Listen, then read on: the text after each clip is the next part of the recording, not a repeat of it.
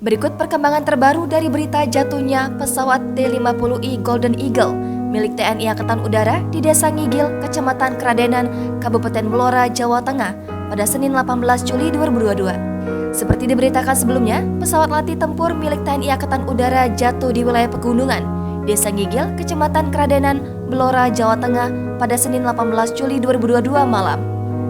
Pesawat jatuh tersebut berasal dari Skuadron Udara 15 Lanut Iswajudi, Madiun.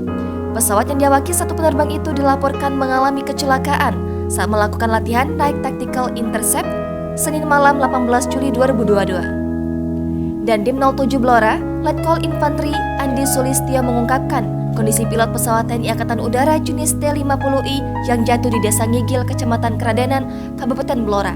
Sang pilot dikabarkan meninggal dunia di lokasi kejadian. Dikutip dari tribunjateng.com, yang mengerahkan wartawannya di lokasi serpihan badan pesawat yang sampai merangsek ke dalam tanah, sehingga menyulitkan petugas gabungan untuk mengevakuasi dan mengumpulkan puing-puing hingga jasad pilot.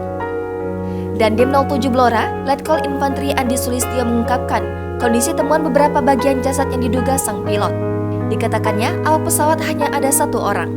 Lanjut, dan dia mengatakan jika evakuasi terpaksa dihentikan dikarenakan situasi dan kondisi medan yang sulit dan gelap, sehingga proses evakuasi serpihan pesawat dihentikan sementara.